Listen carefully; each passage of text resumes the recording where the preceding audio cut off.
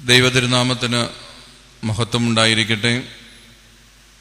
ഏറ്റവും ആദരണീയനും അഭിനന്ദനുമായ പ്രാർത്ഥന യോഗത്തിൻ്റെ കേന്ദ്ര ജനറൽ സെക്രട്ടറിയും എൻ്റെ സഹപ്രവർത്തനവുമായിരിക്കുന്ന ഗീവർഗീസ് ജോണച്ചൻ, ഏറ്റവും സ്നേഹമുള്ള വൈദിക സ്നേഹിതരെ, കർത്താവിനാൽ അനുഗ്രഹീതരെ, പ്രിയപ്പെട്ടവരെ, സഭ ആകമാനം പരിശുദ്ധാത്മ ശക്തീകരണത്തിനായി നോക്കിപ്പാർക്കുന്ന ഈ പുണ്യ ദിനങ്ങളിൽ ദൈവത്തിൻ്റെ വചനമായി വീണ്ടും ഒരിക്കൽ കൂടി ഈ പവിത്ര ഭൂമിയിൽ നിൽക്കുവാൻ കഴിഞ്ഞതിൽ ദൈവത്തെ സ്തുതിക്കുന്നു.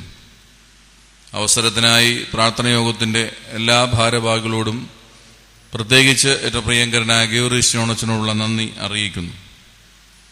ആമുഖ വാക്കുകൾക്ക് ഇവിടെ പ്രസക്തിയില്ല. ലോകം ഏറെ പുരോഗതിയുടെ സഞ്ചാര വീഥികളിലാണ്. അത് ശാസ്ത്ര സാങ്കേതിക മേഖലയിലായാലും മറ്റേതു മേഖലയിലായാലും മനുഷ്യന് പുരോഗതിയുണ്ട് എന്നതിൽ ആർക്കും സംശയമുണ്ടാകുവാൻ സാധ്യതയില്ല.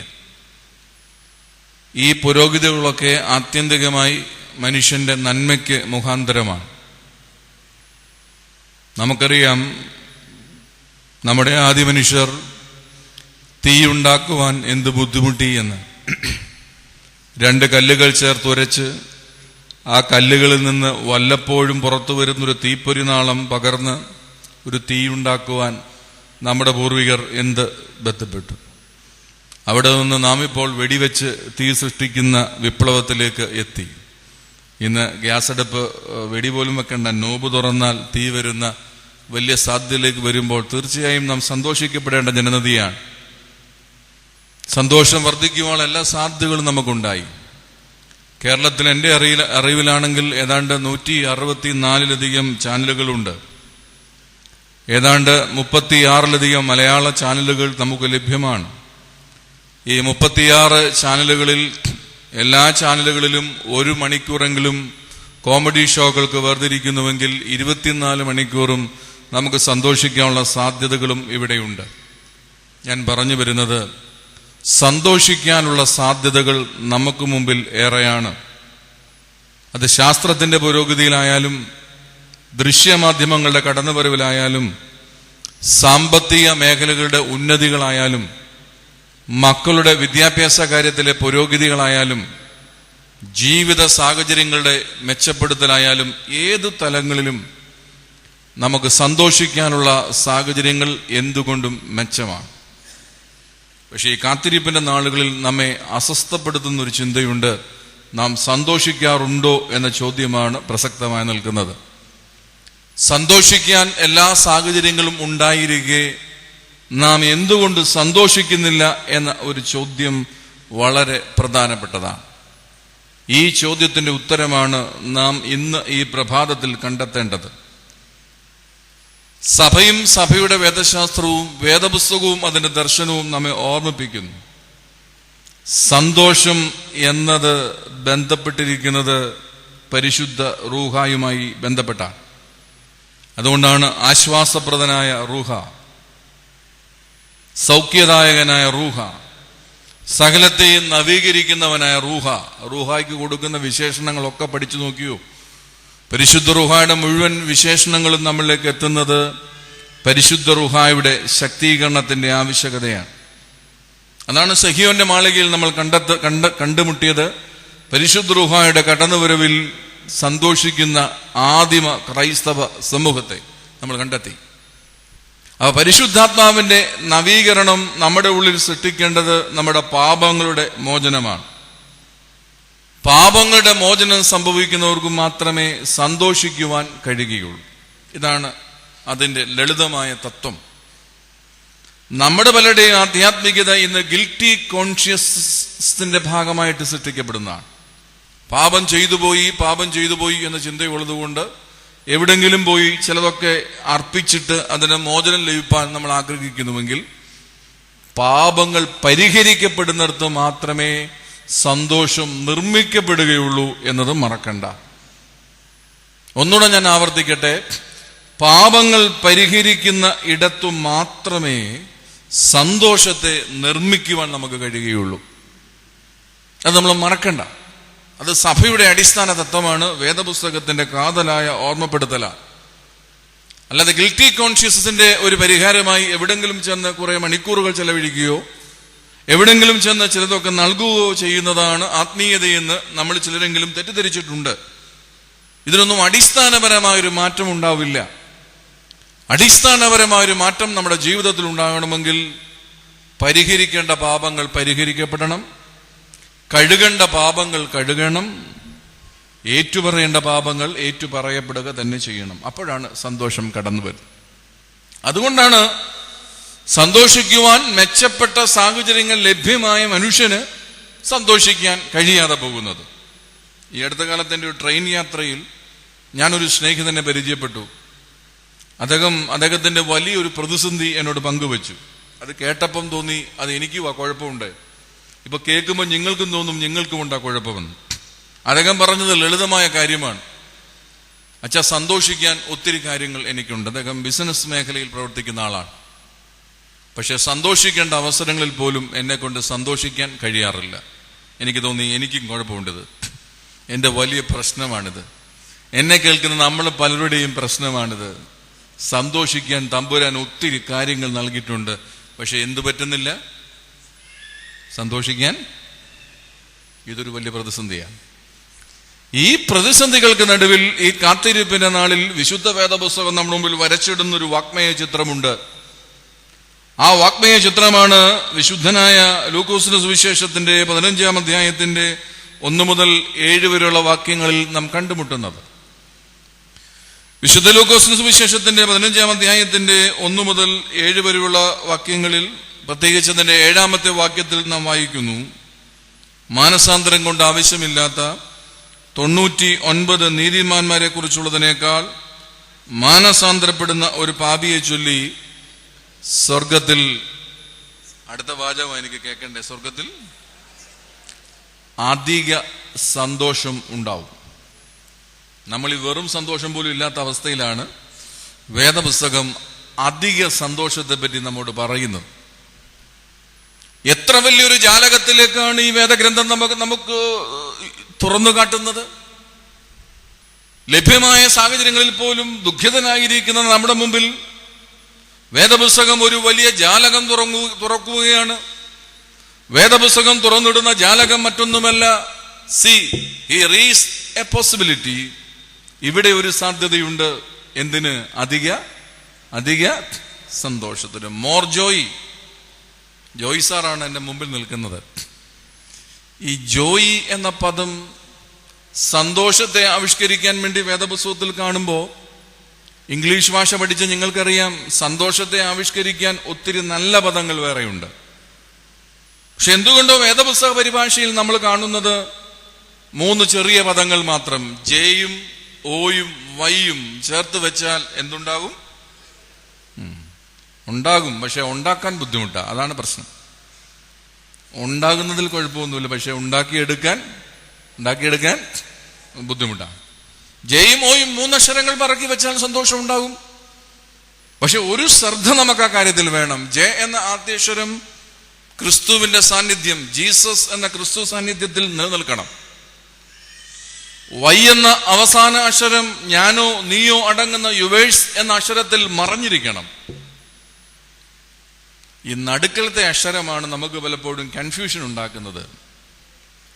ഈ ഓയും പൂജ്യവും കണ്ടാൽ ഒരുപോലെ ഇരിക്കും. വല്ല വ്യത്യാസമുണ്ടോ? ഉണ്ടോ? ഒരു വ്യത്യാസം. അതിന്റെ നടപ്പിലും കിടപ്പിലും ഇരിപ്പിലും ആശാൻ ഒരുപോലെയാണ് ഇരിക്കുക, ഓയും. അപ്പൊ ഈ ഓ എന്ന അക്ഷരത്തെ നാം ധരിച്ചു വെച്ചിരിക്കുന്നത് ഞാനും എൻ്റെ കർത്താവും പിന്നെ എൻ്റെ ഭർത്താവും എൻ്റെ പിള്ളേരും മാത്രമടങ്ങുന്ന എൻ്റെ ലളിത കുടുംബ സങ്കല്പത്തെയാണ്.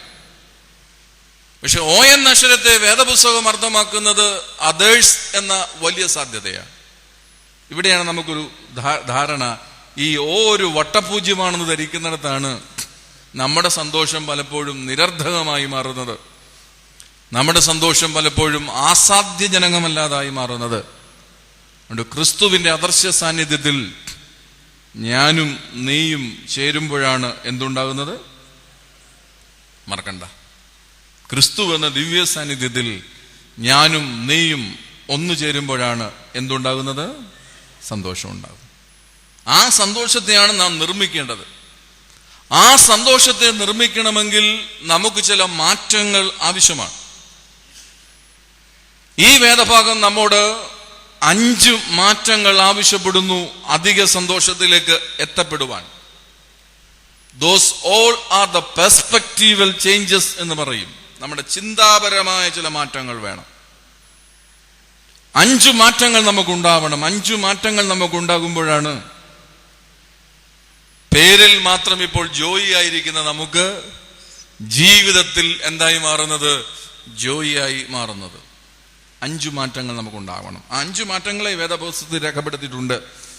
ക്രിസ്തു എന്ന ഇടയനെ പരിചയപ്പെടുത്തി, ക്രിസ്തുവിന്റെ ഇടയത്തെ സമീപനങ്ങളെ പരിചയപ്പെടുത്തി.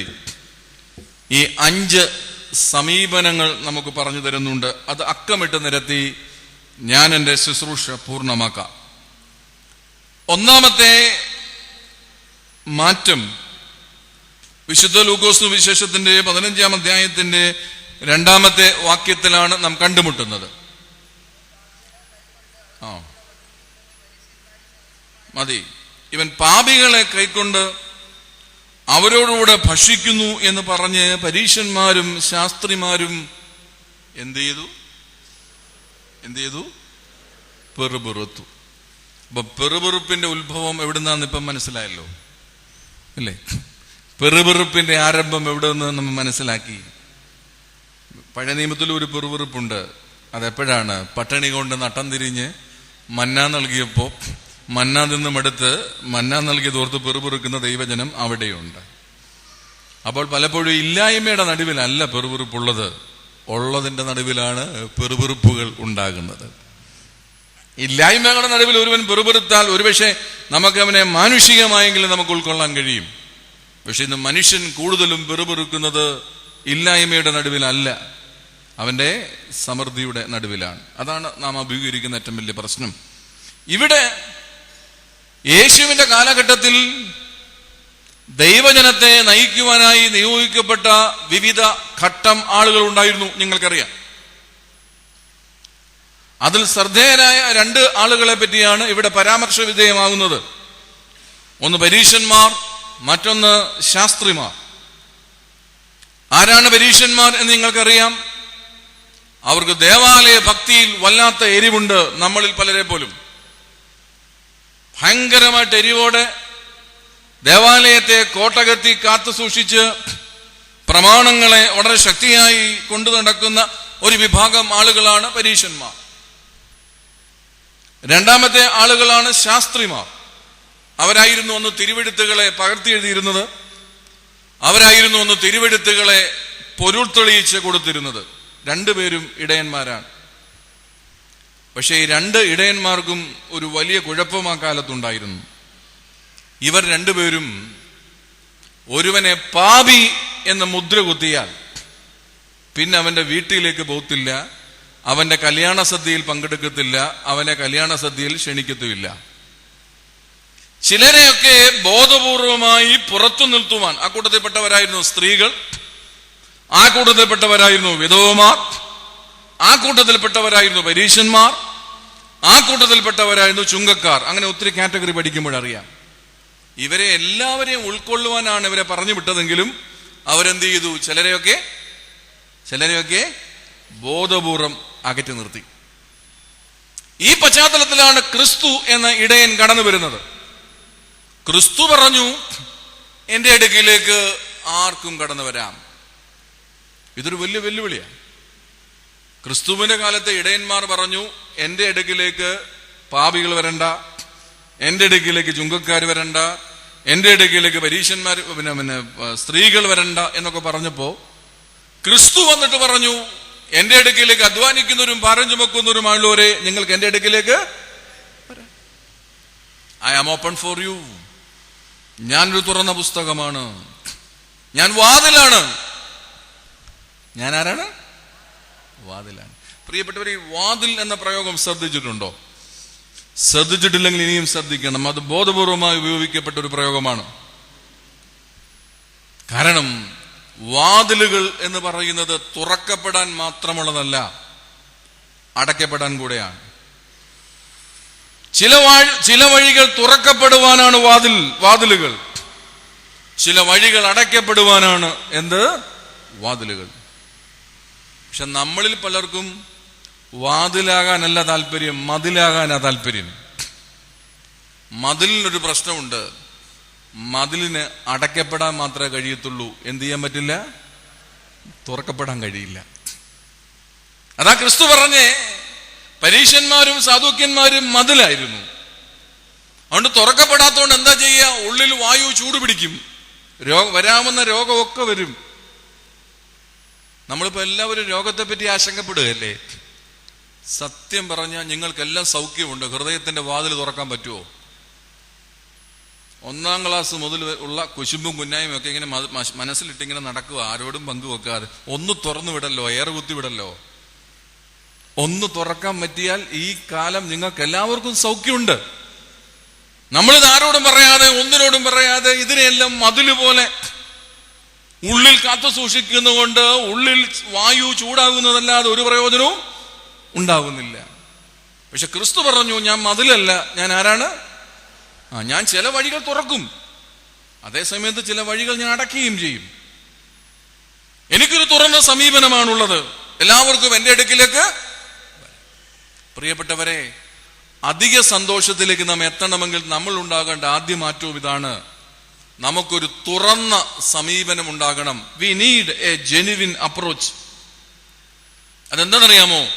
എല്ലാവരെയും ഉൾക്കൊള്ളുവാൻ കഴിയുന്ന ഒരു മനസ്സ് നമുക്കുണ്ടെങ്കിൽ മാത്രമേ നമുക്ക് സന്തോഷത്തെ ജീവിതത്തിൽ ആസ്വദിക്കാൻ കഴിയുകയുള്ളൂ. അല്ലാത്തതൊക്കെ സ്വാർത്ഥപൂരിതമായ പരിസരങ്ങളിലാണ് നാം നിർമ്മിക്കുന്നത്. അല്ലാത്തതൊക്കെ വായു കയറാത്ത ഇടങ്ങളിലാണ് നാം നിർമ്മിക്കുന്നത്. അതുകൊണ്ട് സന്തോഷത്തെ ആസ്വദിക്കുവാൻ കഴിയണമെങ്കിൽ നമുക്കൊരു തുറന്ന സമീപനം ആവശ്യമാണ്, ഒരു തുറവി ആവശ്യമാണ്.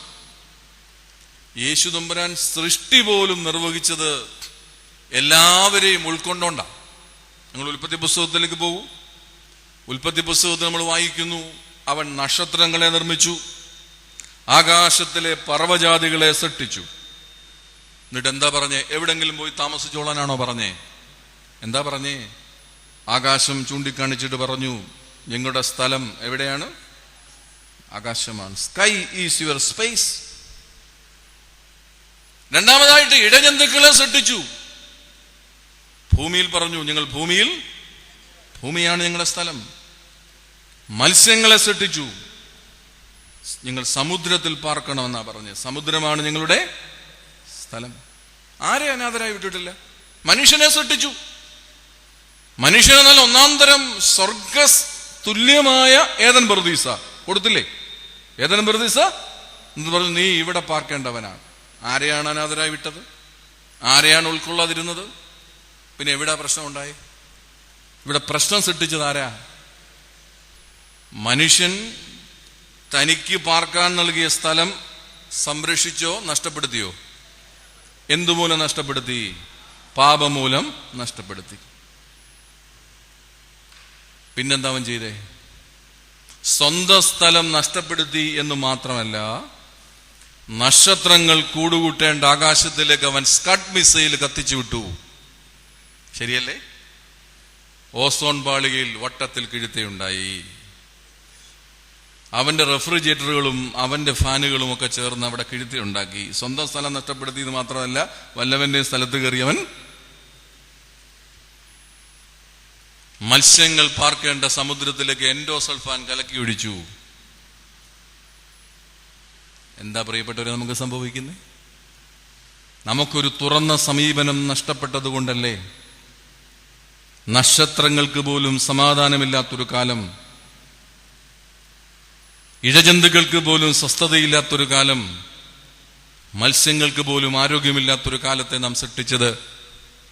അവിടെയാണ് ഈ കാത്തിരിപ്പിന്റെ നാളിൽ ദൈവത്തിന്റെ പരിശുദ്ധ ചൈതന്യം നമ്മോട് ആവശ്യപ്പെടുന്നത്. നമുക്കൊരു തുറവിയുണ്ടാവുമോ?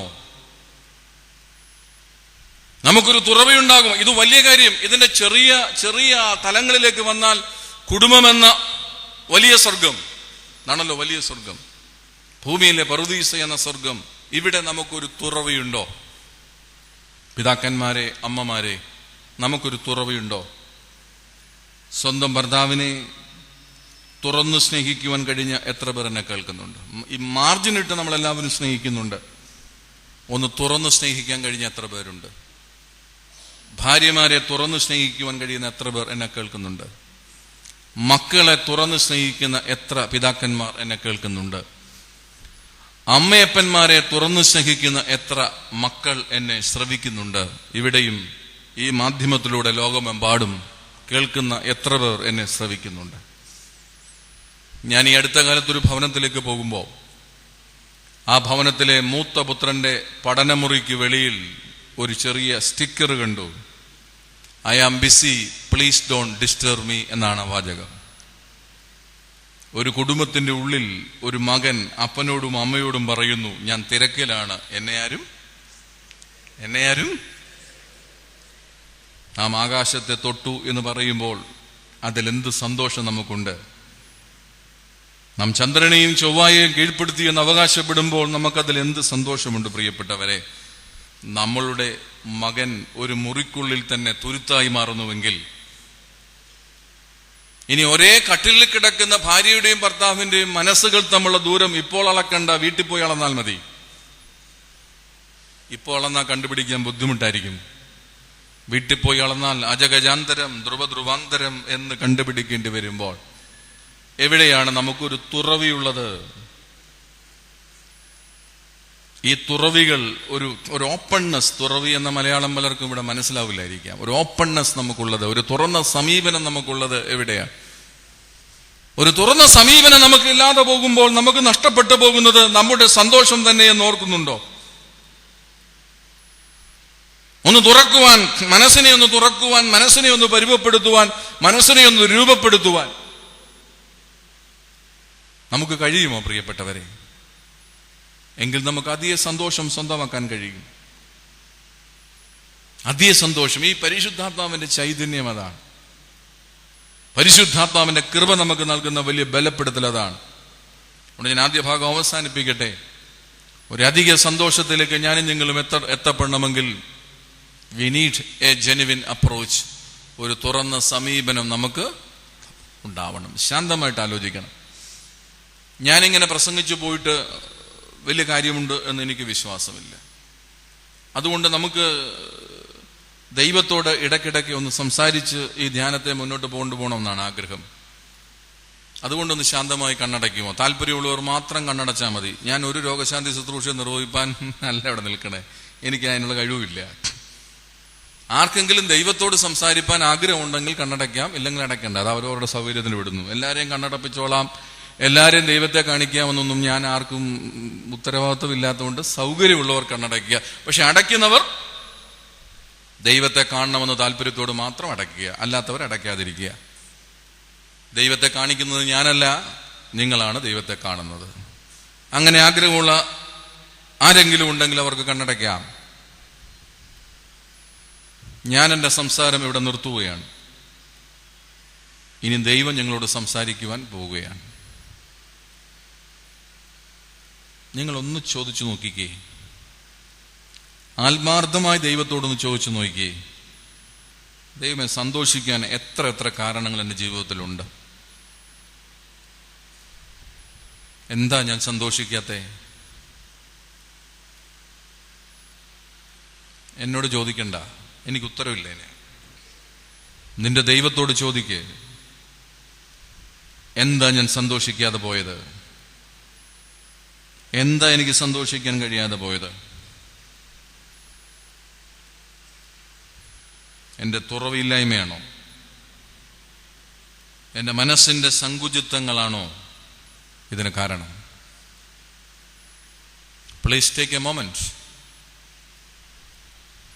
നിങ്ങൾക്ക് ആരുടെയും സഹായം വേണ്ട. നിങ്ങൾക്ക് നിങ്ങളുടെ ദൈവത്തോട് സംസാരിക്കാം.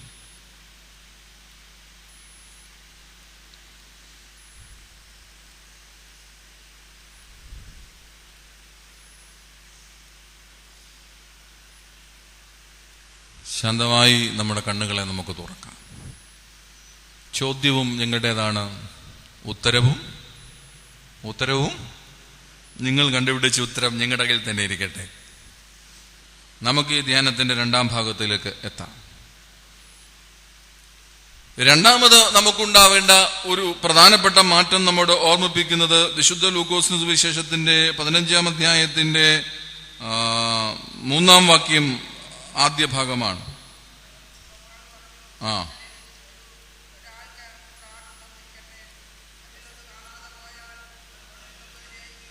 അത്രയും മതി. ഞാൻ ആ വേദഭാഗത്തെ രണ്ടായി മുറിക്കുന്നു.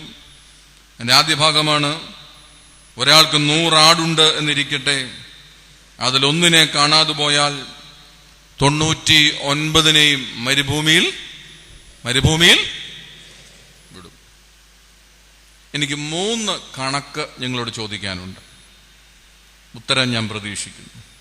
ഒന്നാമത്തെ കണക്ക്, 100-ൽ നിന്ന് 1 പോയാൽ എത്ര? ഇത്ര മണ്ടൻ കണക്കാണോ അച്ഛൻ ചോദിക്കുന്നുള്ളതാണ്. എന്നോട് ഞാൻ ചോദിച്ചോട്ടെ, 100-ൽ നിന്ന് 1 പോയാൽ എത്രയാണ്?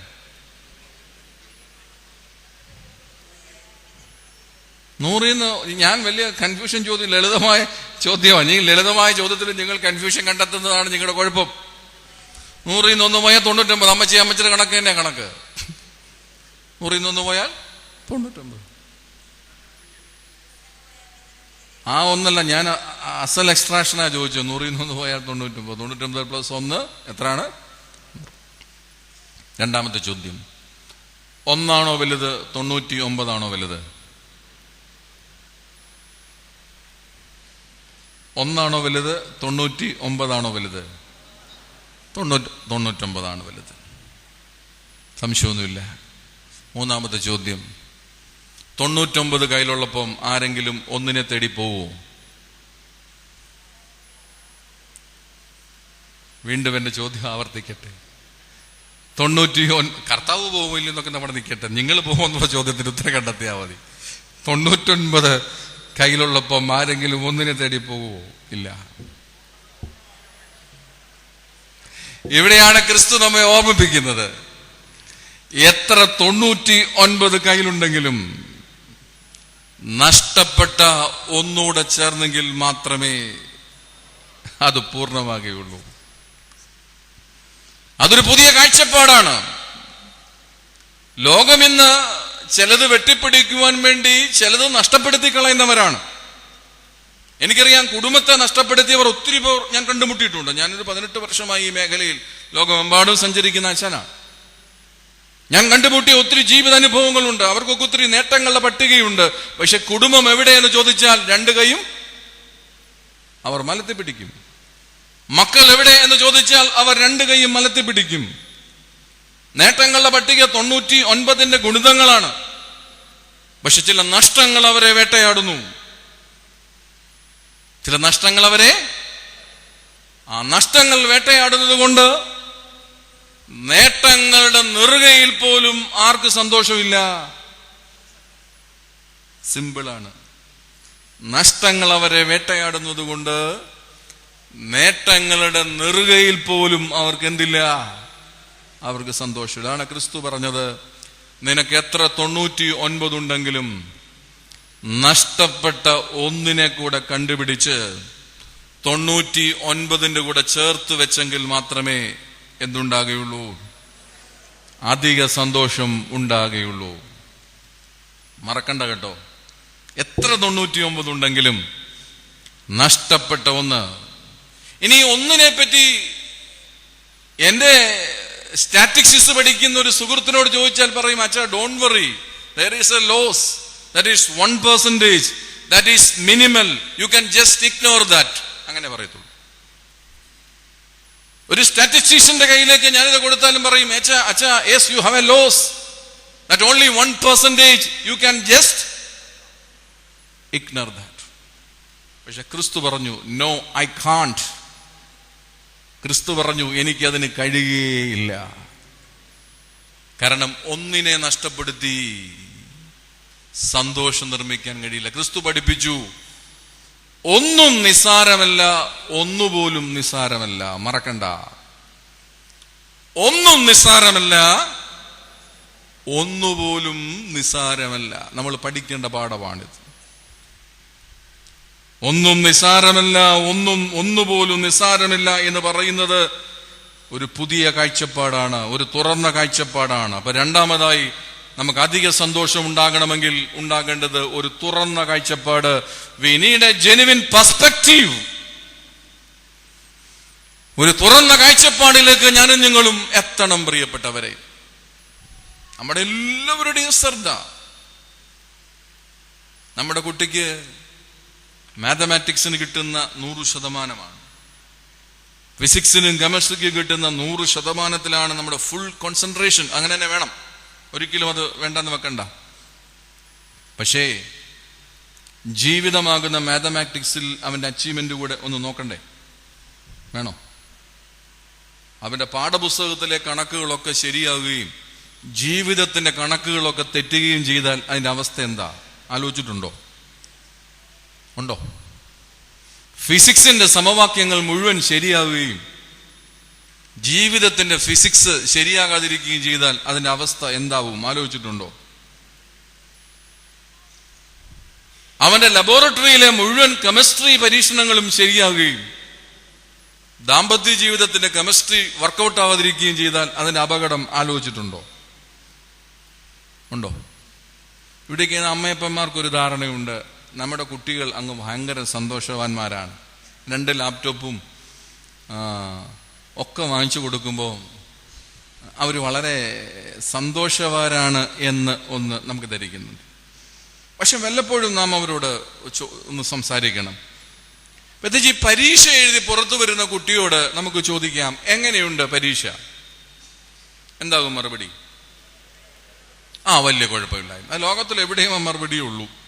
സായിപ്പിന്റെ ഭാഷയെ പറയും, വേറെ പറയും, എല്ലാവരും ഇത് പറയും, വലിയ നോട്ട് ബാഡ് അല്ലേ, അങ്ങനെ പറയും, നോട്ട് ബാഡ്, വലിയ കുഴപ്പമില്ല. ഈ വലിയ കുഴപ്പമില്ല എന്ന് പറഞ്ഞാൽ അതിന്റെ അർത്ഥം എന്താ? ചിലത് എഴുതി, ചിലതിന്റെ ഉത്തരം കറക്റ്റാണ്, ചിലതിന്റെ ഉത്തരം അത്ര. I am not fully satisfied എന്നാണ് എന്റെ അർത്ഥം. ഞാൻ പൂർണ്ണമായി അതിനകത്ത്. ഈ കല്യാണം കഴിപ്പിച്ചു വിട്ട മോനോടോ മോളോടോ 1 മാസം കഴിയുമ്പം ചോദിക്കണം, എങ്ങനെയുണ്ട് ജീവിതം? എന്താകും മറുപടി? സെയിം മറുപടി തന്നെ, വലിയ കുഴപ്പം ഇല്ല എന്ന് പറഞ്ഞാൽ she is not fully satisfied എന്നാണ് അർത്ഥം. പൂർണ്ണമായും സംതൃപ്തമല്ലെന്ന് അപ്പോഴേ അപ്പനും അമ്മയും തിരിച്ചറിയണം പ്രിയപ്പെട്ടവരെ. ഇവിടെയാണ് ഞാൻ പറയാൻ ശ്രമിച്ചത്, ഒന്നും നിസ്സാരമല്ല നമ്മുടെ ജീവിതത്തിൽ. നമ്മൾ ചിലതൊക്കെ ഫിസിക്സ് പഠിക്കാനുള്ള ഒരു പരാക്രമത്തിൽ സന്ധ്യാനമസ്കാരം വേണ്ടാന്ന് വെക്കുമ്പോൾ നമ്മുടെ ഒരു ധാരണ സന്ധ്യാനമസ്കാരത്തെക്കാൾ മെച്ചപ്പെട്ടതാണ് എന്ത് ആ ധാരണ നമുക്കുണ്ട്. ആണ് നമ്മൾ ഫോക്കസ് ചെയ്യുന്നത് 99 കാര്യമൊന്നുമില്ല, ധാരണ നമുക്കുണ്ട്. എൻട്രൻസ് കോച്ചിങ്ങിലേക്ക് പോകാൻ ശ്രമിക്കുമ്പോൾ പലപ്പോഴും കുട്ടികൾക്ക് നഷ്ടപ്പെടുന്നത് ഞായറാഴ്ച ആചരണമാണ്. നമുക്ക് നമ്മുടേതായിട്ടുള്ള ആചരണമുണ്ട്. ഒരമ്മ പറഞ്ഞു, പിന്നെ അവൻ 10 വർഷവും മുടങ്ങാതെ പോയില്ല, ഇനി 1 വർഷം പോയില്ലേ കുഴപ്പമൊന്നുമില്ല. അപ്പൊ നമുക്ക് ചിലത് അച്ചീവ് ചെയ്തെടുക്കുവാൻ വേണ്ടി, ചിലത് നേടിയെടുക്കാൻ വേണ്ടി ചിലതൊക്കെ നഷ്ടപ്പെടുത്തിയാൽ ഒരു കുഴപ്പവുമില്ലെന്ന ധാരണ നമ്മുടെ ഇടയിൽ ഇപ്പോൾ ശക്തമാണ്. ശരിയല്ലേ ഞാൻ പറഞ്ഞു വരുന്നേ? ചിലത് അച്ചീവ് ചെയ്യുവാൻ തക്കവണ്ണം ചില അച്ചീവ്മെന്റ്സിന്റെ ഭാഗമായിട്ട് ചിലതൊക്കെ നഷ്ടപ്പെടുത്തിയാൽ അതിലൊരു കുഴപ്പവുമില്ല എന്ന ധാരണ നമ്മുടെ ഇടയിൽ പ്രബലമാണ്. പക്ഷെ ഇത് നമ്മുടെ സന്തോഷക്കേടിന്റെ കാരണമാണ്.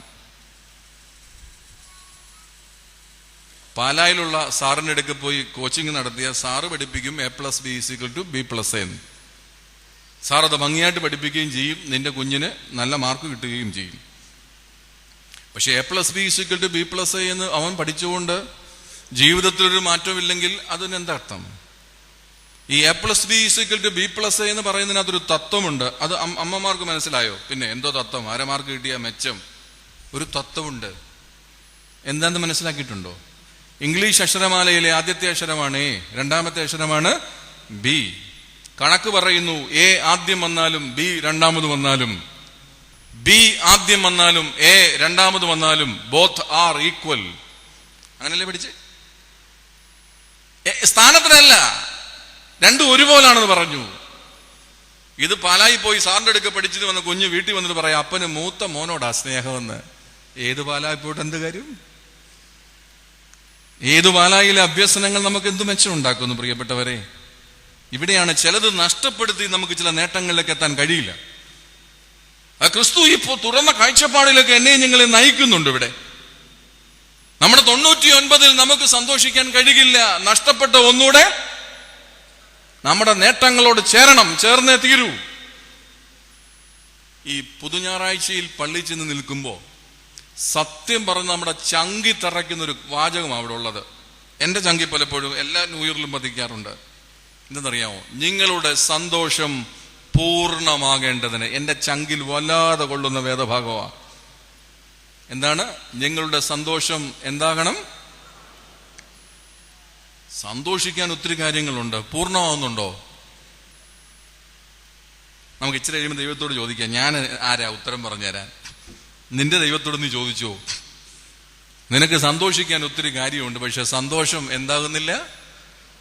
പൂർണ്ണമാകുന്നില്ല. പൂർണ്ണമാകാത്തതിന്റെ കാര്യം എന്താ? ചില നഷ്ടങ്ങൾ നിന്നെ വേട്ടയാടും. ഉറക്കത്തിലെങ്ങാനും മൂത്രശങ്കയുണ്ടായി ഒന്ന് എഴുന്നേറ്റാ പിന്നെ അന്ന് തിരിച്ചുറങ്ങാൻ പറ്റത്തില്ല നമുക്ക്. ഇല്ലേ? പണ്ട് എല്ലാവരും നാടുനീളെ പറഞ്ഞു നടന്നു ഒരു പായെ ഉറങ്ങിയ 8 മക്കളെ പറ്റി. ഇപ്പൊ അതൊന്നും പറയാനല്ല നിൽക്കുന്നത്. ഇപ്പൊ ഒരു ബെഡിലാണ് ഒരുത്തന് ഉറങ്ങുന്നത്. അവന് എന്നിട്ടും ഉറക്കം വരുന്നില്ല. തലകുത്തി മറിയുന്നു, കാലുകുത്തി മറിയുന്നു, ഉച്ചകുത്തി മറിയുന്നു, AC ഇട്ടുറങ്ങുന്നു, ഇടാതെ ഉറങ്ങുന്നു. പക്ഷെ ഉറക്കം എന്താ കാര്യം? ഒറ്റ കാര്യമേ ഉള്ളൂ. ശാന്തമായിട്ട് ആലോചിച്ചു. ഒത്തിരി 99 കയ്യിലുണ്ട്, പക്ഷെ എവിടെയോ ചില ഒന്ന് പോയി. അതുകൊണ്ട് ക്രിസ്തു നമ്മെ ഓർമ്മിപ്പിക്കുന്നു, നിന്റെ നേട്ടങ്ങളോട് നിന്റെ നഷ്ടങ്ങളോട് ചേർത്ത് വെക്കുന്നെങ്കിൽ മാത്രമേ എന്തിനെ കണ്ടെത്തുവാൻ കഴിയുള്ളൂ?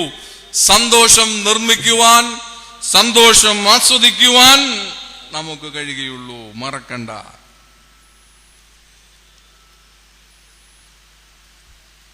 അത് ദൈവം നമുക്ക് നൽകുന്ന അതിശക്തമായ സന്ദേശമാണ്. നേട്ടങ്ങൾ എന്തുമായിക്കൊള്ളട്ടെ, നമ്മുടെ നഷ്ടങ്ങളിലേക്ക് ഒരു അന്വേഷണം ഈ കാത്തിരിപ്പിന്റെ നാളുകൾ ഉണ്ടാവണം. എന്തൊക്കെയാ നമുക്ക് നഷ്ടപ്പെട്ടു പോയത്? എന്തിനൊക്കെയാ നമ്മൾ നഷ്ടപ്പെടുത്തി കളഞ്ഞത്? ഒന്നാലോചിച്ച് നോക്കിയിട്ടുണ്ടോ? എന്തൊക്കെയാ നമ്മുടെ ഇടയിൽ നിന്ന് ചോർന്നു പോയത്? ഒറ്റത്തോർത്തുമായി അല്ലെങ്കിൽ കുട്ടിത്തോർത്തുമായി പാടശേഖരങ്ങളിൽ, ചെളികളിൽ ജീവിതം സമർപ്പിച്ച ഒരു തലമുറ. അവിടെ നിന്ന് നാം ഏറെ മുന്നോട്ട് പോകുമ്പോൾ എവിടെയാണ് നമുക്ക് ഈ സന്തോഷത്തിന്റെ സമവാക്യങ്ങൾ നഷ്ടപ്പെട്ടു പോയത്? നേട്ടങ്ങളുടെ കണക്ക് പുസ്തകം നമ്മൾ സൂക്ഷിച്ചിട്ടുണ്ട്. സ്നേഹിത, നിന്റെ കയ്യിൽ നഷ്ടങ്ങളുടെ കണക്കു പുസ്തകമുണ്ടോ? ഞാൻ സംസാരിക്കുന്നതല്ല, ദൈവത്തിന്റെ പരിശുദ്ധ സംസാരിക്കുന്നതാണ്. ഞാൻ ഒന്നുകൂടെ ആവർത്തിക്കട്ടെ. നേട്ടങ്ങളുടെ കണക്ക് പുസ്തകങ്ങൾ നിന്റെ കയ്യിലുണ്ട്. പ്രിയപ്പെട്ട സ്നേഹിത, ഉള്ളു തുറന്ന് ചോദിക്കട്ടെ, നഷ്ടങ്ങളുടെ കണക്ക് പുസ്തകം നിന്റെ കയ്യിലുണ്ടോ? എന്തൊക്കെയാ നഷ്ടപ്പെട്ടു പോയെന്ന് ഒരിക്കലെങ്കിലും അന്വേഷിക്കുവാൻ തയ്യാറായിട്ടുണ്ടോ? വീണ്ടും ഒന്ന് കണ്ണടച്ചാലോ? വീണ്ടും ഒന്ന് കണ്ണടയ്ക്കുക. നമ്മുടെ ദൈവത്തോട് നമുക്ക് ചോദിക്കാം, എന്താണ് നമുക്ക് നഷ്ടപ്പെട്ടു പോയതെന്ന്. എനിക്കറിഞ്ഞുകൂടാ, നിങ്ങൾക്കറിയാം. നിന്റെ ദൈവത്തോട് ചോദിക്കുക, ദൈവമേ, എനിക്ക് എന്താണ് നഷ്ടപ്പെട്ടു പോയത്? എന്താണ് എന്നെ അസ്വസ്ഥപ്പെടുത്തുന്നത്? ശാന്തമായി കണ്ണുകൾ അടച്ചാട്ടെ. ദൈവത്തോടൊന്ന് സംസാരിപ്പാൻ ആത്മാർത്ഥമായി ഒന്ന് ശ്രമിച്ചാട്ടെ. ഒത്തിരി കാര്യങ്ങളല്ല, ഒരു ചെറിയ കാര്യങ്ങൾ മാത്രം. ദൈവമേ, എന്താണ് എന്നിൽ നിന്ന് നഷ്ടപ്പെട്ടു പോയത്? ചിന്തിക്കുമ്പോൾ നേട്ടങ്ങൾ ഒത്തിരിയുണ്ട്, പക്ഷെ എന്നിൽ നിന്ന് നഷ്ടപ്പെട്ടു പോയത് എന്താണ്? ഞാൻ ഇതുവരെ ഗൗരവമായി കാണാത്ത ചില നഷ്ടങ്ങൾ എൻ്റെ ജീവിതത്തിലുണ്ടോ? അതാണോ എൻ്റെ അസ്വസ്ഥതയ്ക്ക് കാരണഹേതു?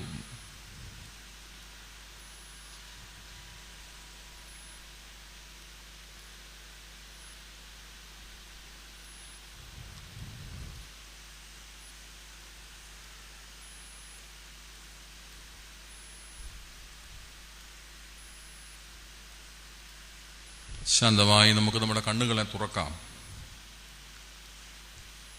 രണ്ട് മാറ്റങ്ങളെപ്പറ്റി ഞാൻ പറഞ്ഞു. ഒന്നൊരു തുറന്ന സമീപനത്തെ പറ്റിയാണ് പറഞ്ഞത്, എ ജെനുവിൻ അപ്രോച്ച്. രണ്ട് പറഞ്ഞതൊരു തുറന്ന കാഴ്ചപ്പാടിനെ പറ്റിയാണ്, എ ജെനുവിൻ പെർസ്പെക്റ്റീവിനെ പറ്റിയാണ് പറഞ്ഞത്. മൂന്നാമത്തേത് വിശുദ്ധ ലൂക്കോസ് സുവിശേഷത്തിന്റെ 15-ാം അധ്യായത്തിന്റെ 3-ാം വാക്യം 2-ാം ഭാഗം, ആ കാണാതെ പോയതിനെ കണ്ടെത്തുന്നത് വരെ നോക്കി നടക്കാതെ ഇരിക്കുമോ? അതിനെ വളരെ ശ്രദ്ധയോടെ എൻ്റെ മനസ്സിൽ നിൽക്കുന്നൊരു പദമാണ്, കണ്ട് എത്തുന്നത് വരെ, അണ്ടിൽ ഹി ഫൈൻഡ് ഇറ്റ്. ഈ ഇടയൻ തൻ്റെ നഷ്ടപ്പെട്ട ആടിനെ എന്ത് ചെയ്യുക? കണ്ടെത്തുന്നത് വരെയാണ് ആരുടെ അന്വേഷണം? ഇടയന്റെ. അന്വേഷിച്ചു എന്ന് ചോദിച്ചാൽ അന്വേഷിച്ചു. കേരളത്തിലെ മുഴുവൻ കൊലപാതക കേസും അന്വേഷിക്കുന്നുണ്ട്. ഇവിടെ അന്വേഷിക്കാത്ത ഒരു കേസുകളും ഇല്ല. തുമ്പ് കിട്ടുന്നുണ്ടെന്ന ചോദ്യത്തിന് നമുക്കാർക്കും അന്വേഷണമല്ല പ്രശ്നം, കണ്ടെത്തുന്നത് വരെ അന്വേഷിക്കാൻ കഴിയുമോ എന്നുള്ളതാണ് ഇവിടുത്തെ പ്രശ്നം. ഈ ഇടയൻ, സത്യം പറഞ്ഞ ഈ ഇടയന്റെ മാനസികാവസ്ഥ നമ്മൾ ഊഹിച്ചിട്ടുണ്ടോ? ക്രിസ്തുവാണ് എന്ന് പറഞ്ഞ് നമ്മൾ അതിലേക്ക് പ്രവേശിച്ചിട്ടില്ല പലപ്പോഴും. ഇടയൻ തൻ്റേതല്ലാത്ത കാരണങ്ങളാലാണ് ഈ ആലയിൽ നിന്ന് ഈ ആട് പുറത്തു പോയത്, അല്ലേ? അതിന് വിവിധ കാരണങ്ങളുണ്ടാകാം, വിവിധ ഓപ്ഷൻസ് ഉണ്ടാവാം. എനിക്ക് ബോധ്യമായ ഒരു ഓപ്ഷൻ പറയാം. എന്നും ഈ ഇടയൻ തൻ്റെ ആട്ടിൻപറ്റത്തെ പച്ചയായ മേച്ചിൽപ്പുറത്തേക്ക് നയിക്കും. അതാണല്ലോ ഇടയന്റെ നിയോഗം. ഈ പച്ചയായ മേച്ചിൽപ്പുറത്ത് ചെല്ലുമ്പോൾ ഈ 100 ആടുകളും ഒന്നിച്ചു നിന്ന് മേയും, അല്ലേ? ഈ 100 ആടുകൾ ഒന്നിച്ചു മേയുമ്പോൾ അവർ പരസ്പരം അങ്ങോട്ടും ഇങ്ങോട്ടും കൂട്ടിമുട്ടും. സ്വാഭാവികമാണ്, പരസ്പരം അങ്ങോട്ടും ഇങ്ങോട്ടും. ചിലപ്പോഴൊക്കെ ചില നല്ല പുൽനാമ്പുകൾക്ക് വേണ്ടി മത്സരിക്കേണ്ടി വരികയും ചെയ്യും. അതൊക്കെ സാധ്യതകളാണ്. അപ്പൊ ഇതിൽ ഒരാട് വിചാരിച്ചു, എനിക്കങ്ങനെ പറ്റില്ല, എനിക്ക് സ്വതന്ത്രമായിട്ട് മേയണം, എനിക്ക് എന്റേതായ മേച്ചിൽപ്പുറം വേണം. അപ്പം തിരികെ പോകുമ്പോൾ ഈ ആട് കണ്ണു വെച്ചു, തനിക്ക് മാത്രമായ ഒരു മേച്ചിൽപ്പുറം. എന്നിട്ട് എന്ത് പറ്റി? യജമാനന്റെ കണ്ണു വെട്ടിച്ച് ആര് പുറത്തിയാടി? ആട് പുറത്തിയാടി. എന്റെ ബോധ്യമാണേ. യജമാനന്റെ കണ്ണു വെട്ടിച്ച് ഈ ആട് പുറത്തിയാടി. എന്നിട്ട് മേയാൻ തുടങ്ങി. ആ മനോഹരം യാഹേ നിന്റെ ആലയം, എന്തോരാനന്ദം തവപ്രകാരങ്ങളിൽ. പക്ഷെ ഇവിടെ ഒരു ചെറിയ അപകടം ഇല്ലേ? 100 പേരുടെ കൂടെ മേയുന്ന ആടിന്റെ വയറ് നിറയും, ഒറ്റയ്ക്ക് മേയുന്ന ആടിന്റെ വയറും നിറയും. അപ്പൊ അതിന് പ്രശ്നമില്ല. പക്ഷെ 100 ആടുകളുടെ കൂടെ മേയുന്ന ആട്ടിൻപറ്റത്തിന്റെ പുറത്ത് ആരുണ്ട്? ഒരു ഇടയൻ കാവൽ നിൽക്കുന്നുണ്ട്. വന്യമൃഗങ്ങൾ ഈ ആട്ടിൻപറ്റത്തെ ആക്രമിക്കാതിരിക്കാൻ. പക്ഷെ ഒറ്റയ്ക്ക് മേയുന്ന ആടിന്റെ പുറത്ത് ആരില്ല. ഇതാണ് അതിന്റെ അപകടം. ഒറ്റയ്ക്ക് മേയുന്നതിൽ എനിക്ക് അസൂയ ഉണ്ടായിട്ട് പറഞ്ഞതല്ല ഞാൻ. ഈ ഒറ്റയ്ക്ക് മേയാൻ ശ്രമിക്കുമ്പോൾ ഉണ്ടാകുന്ന അപകടമാണിത്. ഈ നാളുകളിലൊക്കെ ഞാൻ എൻ്റെ ഹൃദയത്തോടെ ചേർത്ത് നിൽക്കുന്ന വികാരമാണത്. സഭ എന്ന ആട്ടിൻപറ്റത്തോട് ചേർന്ന് മാത്രമേ നമുക്ക് പ്രസക്തിയുള്ളൂ. നാം ആരും ഒറ്റയാന്മാരല്ല, നിൽക്കാൻ പറ്റില്ല അങ്ങനെ. ഈ നാളുകളിൽ ഞാൻ അതിശക്തമായ ചില പോരാട്ടങ്ങളുടെ നടുവിലാണ്. അവിടെയൊന്നും എന്നെ തളർത്താതെ നിർത്തുന്ന വികാരം അതാണ്. എനിക്ക് ഒറ്റയ്ക്ക് നിൽക്കാൻ കഴിയില്ല. അത് തന്നെയാണ് കാരണം. സഭ എന്ന വലിയ കൂട്ടത്തോട് ചേർന്ന് നിൽക്കാൻ മാത്രമേ എനിക്ക് കഴിയുള്ളൂ. ആ ബോധ്യം നമുക്കുണ്ടാകണം. ആ ബോധ്യം നമ്മെ ശക്തീകരിക്കണം. ആ ബോധ്യം നമ്മെ ബലപ്പെടുത്തണം. ഇവിടെയും ഈ ഇടയൻ അതാ ചെയ്യുന്നത്. നഷ്ടപ്പെട്ട അത്രമാത്രം തന്നിൽ നിന്ന് അകന്നുപോയ ഒരാട്. പക്ഷെ ആടിനെ കണ്ടെത്തുന്നത് വരെ ആരന്വേഷിക്കുകയാണ്? ഇതിനെ തുറന്ന അന്വേഷണം എന്ന് പേരിട്ട് വിളിക്കണം. A genuine search. മൂന്നാമതായി വേണ്ടത് അതാണ്. ഒരു തുറന്ന അന്വേഷണം എനിക്ക് നിങ്ങൾക്കും വേണം. അത് ജെനുവിനായിരിക്കണം. ഈ സെർച്ച് എന്ന പദം ഇന്ന് ഈ തലമുറയിൽ ആർക്കും പരിചയപ്പെടുത്തേണ്ട പദമല്ല. കാരണം നെറ്റ് തുറന്നാൽ ഉടനെ ആദ്യം വരുന്ന ഓപ്ഷൻ ഏതാ? ഫസ്റ്റ് ഓപ്ഷൻ സെർച്ചാണ്. സെർച്ച് എൻജിൻസ് എന്നാണ് അവർ അറിയപ്പെടുന്നത്. അതിലേക്ക് വിവരത്തിലേക്ക് പോകാം, വിവരക്കോടിലേക്ക് പോകാം, എന്ത് വേണേലും ചെയ്യാം.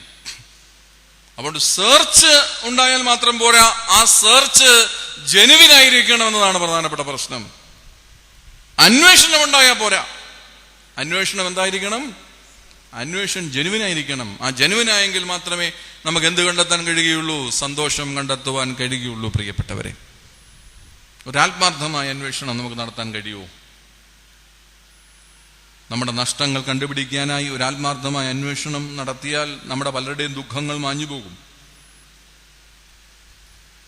ഞാൻ എൻ്റെ ജീവിതാനുഭവങ്ങളിൽ അധികമൊന്നും അനുഭവമില്ലാത്ത അച്ഛനാണ്. കാരണം രൂപത്തിലും ഭാവത്തിലും ഒക്കെ ഒരു ധിക്കാരിയുടെ ഭാവം എനിക്കുള്ളത് കൊണ്ട് അങ്ങനെയൊന്നും ജനകീയനായ ഒരു അച്ഛനാണ് എന്ന് ഞാൻ അവകാശപ്പെട്ടിട്ടും കാര്യവുമില്ല.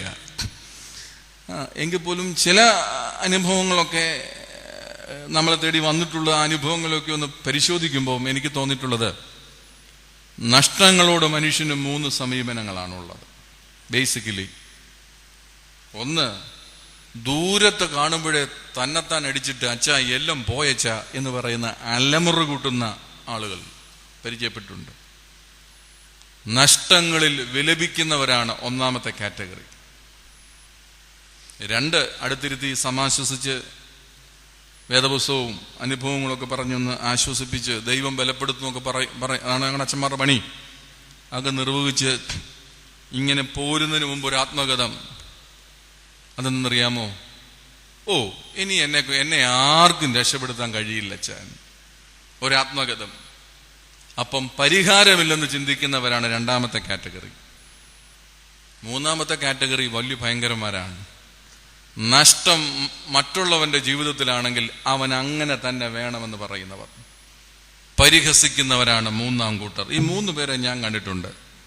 ഒന്ന്, പരിഹാരമില്ലെന്ന് ചിന്തിക്കുന്നവർ, പരിതപിക്കുന്നവർ, പരിഹസിക്കുന്നവർ. പക്ഷെ ഈ ഇടയൻ ഈ 3നുമില്ല.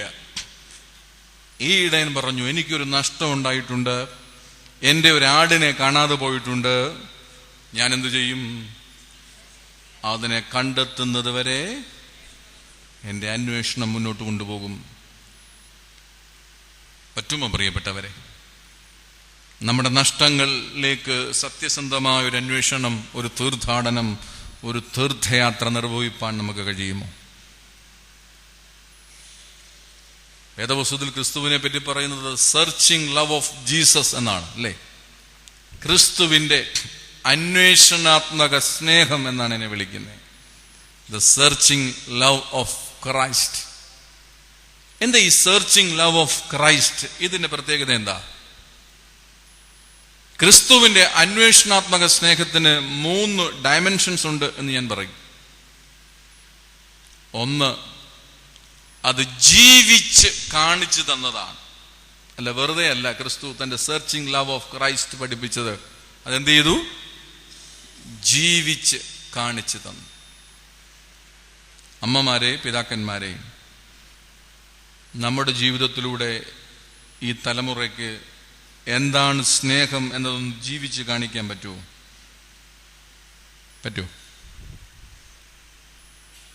ഉണ്ടെന്നോ ഇല്ലെന്നോ? ഏതായാലും ഞങ്ങൾ മിടുക്കന്മാരായിട്ട് ഉത്തരവൊന്നും പറഞ്ഞില്ല. ഇവിടെ നമ്മുടെ കുട്ടികൾ ചോദിക്കുന്നു, ഫിസിക്സ് പഠിക്കണമെങ്കിൽ അതിനൊരു സിലബസ് ഉണ്ട്, കെമിസ്ട്രി പഠിക്കണമെങ്കിൽ അതിനൊരു സിലബസ് ഉണ്ട്. നമ്മൾ ഇവിടുന്ന് എല്ലാം പ്രാർത്ഥിക്കും, ഈ തലമുറയുടെ കുടുംബ ബന്ധം ശരിയല്ല. അപ്പൊ കൊച്ചു ചോദിക്കുക, അച്ഛാ നല്ല കുടുംബ ബന്ധത്തിന്റെ സിലബസ് എവിടെ കിട്ടും? ഏതായാലും ഗാന്ധി യൂണിവേഴ്സിറ്റിയിൽ ഇല്ല, അണ്ണാമല യൂണിവേഴ്സിറ്റിയിലും ഇല്ല. എവിടെ കിട്ടും? അതൊന്ന് പറഞ്ഞേ. ഞാൻ മാത്രം പറഞ്ഞുകൊണ്ടിരിക്കുന്നതിനകത്ത് അർത്ഥമില്ല. നല്ല കുടുംബ ബന്ധത്തിന്റെ സിലബസ് എവിടെ കിട്ടും? സമ്മതിച്ചേ, ഇറ്റ്സ് അവർ ലൈഫ്. 2ാമത്തെ ചോദ്യം, ധൈര്യമുണ്ടോ ഇത് പിള്ളേർക്ക് കാണിച്ചു കൊടുക്കാൻ? എന്തൊരു നിശബ്ദതയാണ്. നിങ്ങൾ സമ്മതിച്ചു, നിങ്ങളുടെ ജീവിതമാണ് ആ പാഠപുസ്തകം എന്ന് സമ്മതിച്ചു, ഞാനും സമ്മതിച്ചു. ധൈര്യമുണ്ടോ നിങ്ങളുടെ കുട്ടികളുടെ മുമ്പിൽ ഈ ജീവിതമാകുന്ന പാഠപുസ്തകം ഒന്ന് തുറന്ന് മലർത്തി ദിസ് ഈസ് ദ സിലബായി എന്ന് പറയാൻ കഴിയുമോ? കഴിയുമോ എന്നല്ല, കഴിയണം. കഴിയുമോ എന്നല്ല, എന്ത് ചെയ്യണം? കഴിയണം എന്നാണ് ഉത്തരം. പറ്റുമോ? ചെറിയ കാര്യങ്ങളിൽ പോലും കോംപ്രമൈസ് ചെയ്യാൻ കഴിയാതെ നമ്മളൊക്കെ എങ്ങനെയാണ് വലിയ കാര്യങ്ങൾ കോംപ്രമൈസ് ചെയ്യാൻ ഈ തലമുറയോട് ആവശ്യപ്പെടാൻ കഴിയുക? ചെറിയ കാര്യങ്ങളിൽ പോലും നാവിനെ നിയന്ത്രിക്കാൻ കഴിയാത്ത നമുക്ക് എങ്ങനെയാണ് ഈ തലമുറയോട് നിയന്ത്രണത്തെ പറ്റി പഠിപ്പിക്കാൻ കഴിയുക? അപ്പോൾ ഈ അന്വേഷണം നമ്മിലേക്ക് തന്നെയാണ് നടത്തേണ്ടത്. നമ്മിലേക്ക് തന്നെയാണ് ഈ അന്വേഷണത്തിന്റെ പാതകത്തോട്. ജീവിച്ച് കാണിക്കാൻ പറ്റുമോ? പ്രധാനപ്പെട്ട ചോദ്യമാണ്. ജീവിച്ച് കാണിക്കാൻ ക്രിസ്തുവിന് കഴിഞ്ഞു, നമുക്ക് കഴിയുന്നുണ്ടോ? രണ്ടാമത് ക്രിസ്തുവിന്റെ സെർച്ചിങ് ലവ് ഓഫ് ക്രൈസ്റ്റിനെ പറ്റി പറയുമ്പോൾ അത് ജീവൻ നൽകി സംരക്ഷിച്ചതാണ്. ജീവൻ നൽകി സംരക്ഷിച്ചതാണ്. കാൽവറിയിലെ ക്രൂശോളം, വേദനയുടെ പാരമ്യതയോളം സഞ്ചരിച്ച് സംരക്ഷിച്ച ആ സ്നേഹമാണ്. ജീവൻ നൽകി. പെയിൻ ഉണ്ട് അതിന്റെ പിന്നിൽ. എല്ലാത്തിൻ്റെയും പിന്നിൽ എന്തുണ്ട്? പെയിൻ. നമുക്കൊന്നിലും പെയിൻ എടുക്കാൻ കഴിയാത്തതുകൊണ്ടാണ് നമുക്കത് സാധിക്കാത്തത്. എല്ലാത്തിൻ്റെയും പിന്നിൽ പെയിൻ ഉണ്ട്. പെയിൻ എടുക്കാതെ നമുക്കൊന്നും സംരക്ഷിക്കപ്പെടാൻ കഴിയില്ല, ഒന്നും നേടിയെടുക്കാൻ കഴിയില്ല. പെയിൻ. അപ്പൊ അതൊന്ന് ജീവിച്ച് കാണിച്ചു തന്നാണ്, ജീവൻ നൽകി സംരക്ഷിച്ചതാണ്. മൂന്നാമത്തേതാണ് അത് സ്നേഹിച്ച് കാണിച്ചു തന്നതാണ്. നമുക്ക് സ്നേഹത്തെ പറ്റി ഇപ്പൊ ഇന്റർനെറ്റിൽ അടിച്ചാൽ എന്തു ബൾക്ക് വോളിയൂംസ് ആണ് വരുന്നത്, അല്ലേ? സ്നേഹമൊക്കെ വന്ന് സ്നേഹത്തിന്റെ മറ്റൊരു പദമാണ് ഇപ്പൊ പ്രേമം. ഇപ്പൊ നമ്മുടെ തലമുറ പാടിക്കൊണ്ട് നടക്കുന്ന പ്രേമം എന്നാൽ എന്താണ് പെണ്ണേ, അത് കരലിനുള്ളിലെ തീയാണ് കുഞ്ഞേ എന്നൊക്കെ പാടുന്ന തലങ്ങളിലേക്ക് എത്തി. പ്രേമത്തിന്റെ കളർ ഇപ്പൊ കറുപ്പ, ദേശീയ ദുരന്തമായി മാറി പ്രേമം. അപ്പൊ സ്നേഹവും പ്രേമവും ഒക്കെ അതിന്റെ വൈചാത്യങ്ങൾ നമ്മുടെ കൈപ്പൊടിയിൽ പോലും ഒതുങ്ങാതെ എങ്ങനെ സഞ്ചരിക്കുക. ഇവിടെയാണ് ക്രിസ്തു പറഞ്ഞു തന്റെ സ്നേഹിതന് വേണ്ടി ജീവൻ കൊടുക്കുന്നതിനേക്കാൾ വലിയ സ്നേഹമില്ല എന്ന് പഠിപ്പിച്ച ക്രിസ്തുവിന്റെ അന്വേഷണാത്മക സ്നേഹം. നമുക്കൊരു സത്യസന്ധമായ അന്വേഷണം നടത്താൻ കഴിയുമോ പ്രിയപ്പെട്ടവരെ? നമ്മൾ എന്തിനെയാണ് അന്വേഷിക്കുന്നത്? നാം എന്താണ് ഹൃദയത്തോട് ചേർത്ത് വെച്ച് വളരെ അഭിമാനപൂർവ്വം ഈ ലോകത്തോട് പങ്കുവെക്കാൻ തക്കവണ്ണം ആഗ്രഹിക്കുന്നത്? സത്യസന്ധമായൊരു അന്വേഷണം നമ്മുടെ ജീവിതത്തിലേക്കൊന്ന് നിർവഹിക്കാൻ കഴിയുമോ? ഈ ശബ്ദപരിധിയിൽ എന്നെ കേൾക്കുന്ന എല്ലാവരോടുമാണ് ചോദ്യം. നഷ്ടങ്ങളില്ലാത്ത ആരും ഈ ലോകത്തിലില്ല. എല്ലാവരുടെയും ജീവിതത്തിൽ നഷ്ടങ്ങളുണ്ട്. പക്ഷെ നഷ്ടങ്ങൾ കണ്ടുപിടിക്കുന്നവർ ചുരുക്കമാണ് എന്ന പ്രശ്നമേ നമുക്കുള്ളൂ. അല്ലെങ്കിൽ നഷ്ടങ്ങളുടെ കാരണം തേടി സഞ്ചരിക്കുന്നവർ ചുരുക്കം പേരാണ്. അതിലൊരാളായി ഇവിടെ ഇരിക്കുന്ന ആരെങ്കിലുമൊക്കെ മാറണമെന്നാണ് എൻ്റെ ആഗ്രഹം. A journey to the root causes of our problems. നമ്മുടെ പ്രശ്നങ്ങളുടെ മൂലകാരണങ്ങളിലേക്കുള്ള ഒരു യാത്ര. അത് നിർവഹിക്കപ്പെടണമെന്നാണ് ഈ പരിശുദ്ധ ഭൂമിയിൽ പരിശുദ്ധ പിതാവിന്റെ മധ്യസ്ഥതയിൽ ഓർമ്മിപ്പിക്കാനുള്ളത്. നമ്മുടെ അന്വേഷണം എന്താണ്? ഭൂരിപക്ഷം എന്തു ചെയ്യുന്നുവോ അത് ചെയ്യാനാണ് നമുക്ക്. കാലങ്ങളായി എന്തു ചെയ്തു വരുന്നുവോ അത് ചെയ്യുക, അതാണ് താല്പര്യം. അതിലപ്പുറത്തേക്ക് എന്താ അന്വേഷണം? ഞാൻ പല വേദിയിലും പറഞ്ഞിട്ടുണ്ട്, കേട്ടവരൊരു പക്ഷേ ഇവിടെ ഉണ്ടാവും. ഈ മനുഷ്യന്റെ മാറ്റങ്ങളെ ഞാൻ വൈദിക സെമിനാരിൽ ദൈവശാസ്ത്രത്തിന്റെ സാമൂഹ്യ ശാസ്ത്ര തലങ്ങൾ പഠിപ്പിക്കുന്ന ആളാണ്. അതുകൊണ്ട് തന്നെ ആ മേഖലയിൽ ഒരു ശ്രദ്ധ പലപ്പോഴും ഉണ്ട്. ഈ മനുഷ്യന്റെ ഇന്നത്തെ മാറ്റങ്ങൾക്ക് വേണ്ടിയുള്ള അന്വേഷണം കാണുമ്പോൾ, പണ്ടുകാലത്ത് ഓലമേഞ്ഞ വീടുകൾ നമുക്ക് എല്ലാവർക്കും ഉണ്ടായിരുന്നു. കുറെ നാൾ കഴിഞ്ഞപ്പോൾ ഓലമേഞ്ഞ വീടുകൾ മാറ്റിയിട്ട് നമ്മളതൊക്കെ ഓടുമേഞ്ഞു.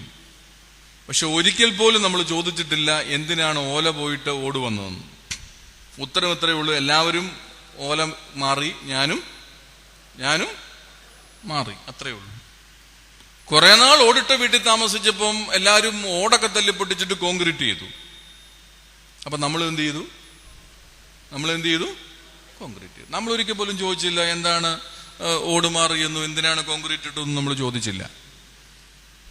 ഇപ്പം പിന്നെ കോൺക്രീറ്റിന്റെ മണ്ടയ്ക്ക് ഷീറ്റിട്ടു, ഓടിട്ടു, അത് നല്ല പുരോഗതിയാണ്. അപ്പൊ രണ്ടും കൂടെ ചേർന്നു. പണ്ട് അടിയിലായിരുന്നു ഓട്, ഇപ്പം ഇനി അതും പോരാഞ്ഞിട്ട് അതിന്റെ മണ്ടയ്ക്ക് ഷീറ്റ് ഇട്ടു. ഇപ്പൊ ഇനി അതിന്റെ മണ്ടയ്ക്ക് എന്തിടുമെന്ന് ചോദിച്ചാൽ എനിക്ക് അറിഞ്ഞുകൂടാ.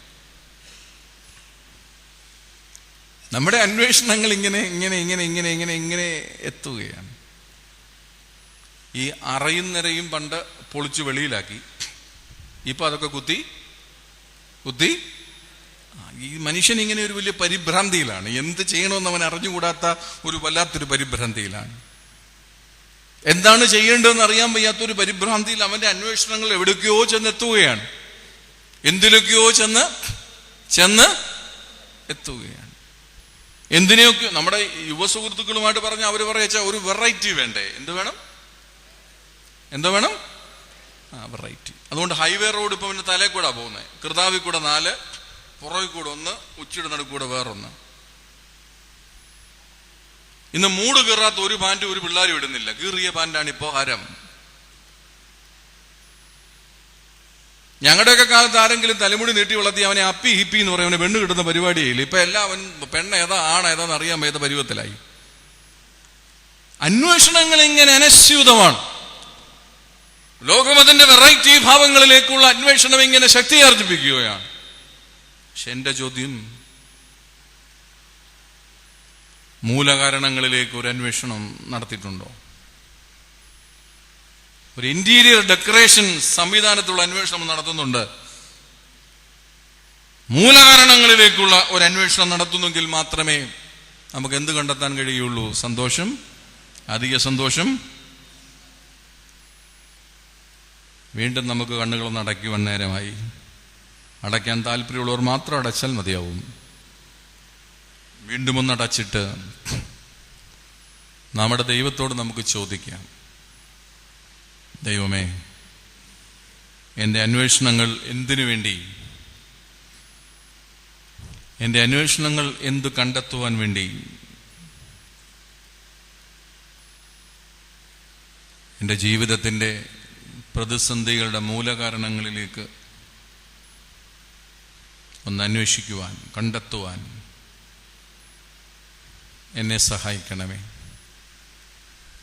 എന്നെ അവിടുന്ന് ശക്തീകരിക്കണമേ, എന്നെ അവിടുന്ന് ബലപ്പെടുത്തണമേ. എൻ്റെ മനസ്സിൻ്റെ അഗ്നിക്ക് മുമ്പിൽ ചിലപ്പോഴൊക്കെ ഞാൻ തണുത്ത വെള്ളം കോരി ഒഴിച്ചിട്ടുണ്ട്.